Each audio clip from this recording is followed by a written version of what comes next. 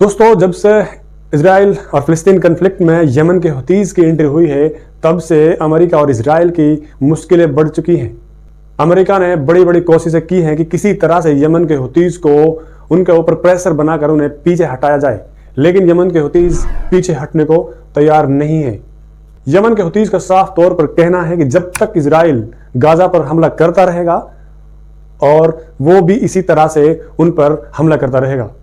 और कहा कि जब तक हमारे सामने से कोई भी इजरायली समर्थक जहाज अगर गुजरेगा तो हम उन पर लगातार हमले करते रहेंगे। दोस्तों, इस बात को उन्होंने साबित भी किया है कि जो भी इजरायली समर्थक लाल सागर से गुजरता है, यानी कोई भी इजरायली समर्थक जहाज लाल सागर से गुजरता है, तो वो उन पर लगातार हमले करते रहते हैं।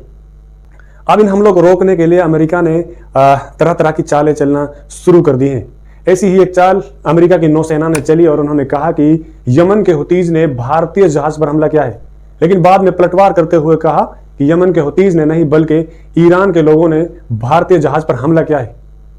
लेकिन भारतीय नौसेना ने इसे साफ तौर से इनकार कर दिया और कहा कि हमारे जहाज पर कोई हमला नहीं हुआ,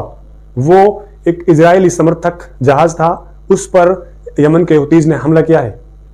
दोस्तों, इन चालों से आप अंदाजा लगा सकते हैं कि फिलहाल अमेरिका का यमन के हुतीज़ से कितना परेशान है। हालांकि यमन के हुतीज़ ने पहले ही कह दिया था कि जो भी लाल सागर से इजरायली समर्थक जहाज गुजरेगा, हम उसे बम से उड़ा देंगे, फिर चाहे वो जहाज किसी का भी हो।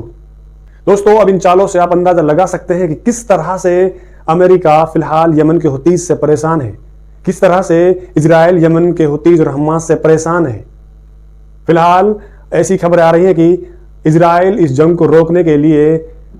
काफी कोशिशें कर रहा है। इजराइल इस जंग को रोकने के लिए तरह तरह की मीटिंगें कर रहा है। पिछली वीडियो में हमने आपको बताया था कि हमास के नेता इस्माइल से इजराइल के लोगों ने मिस्र की राजधानी काहिरा के अंदर मुलाकात की और उन्होंने जंग रोकने की भरपूर कोशिश की, लेकिन हमास के लोगों का साफ तौर पर कहना है कि जब तक इजराइल गाजा पर हमला करता रहेगा, तब तक हमास भी उसी तरह इजराइल पर हमला करता रहेगा। दोस्तों, ऐसी भी खबरें थी कि इजराइल ने हमास की काफ़ी सारी शर्तों को माना है इस जंग को रोकने के खातिर, लेकिन हमास अभी तक रुकने के लिए तैयार नहीं है, यमन के हुतीज़ रुकने के लिए तैयार नहीं है। फिलहाल तो यह है कि अमेरिका के इन चालों से लग रहा है कि अमेरिका और इजराइल बड़े परेशान है और इस जंग को रोकने के लिए किसी भी हद तक जा सकते हैं।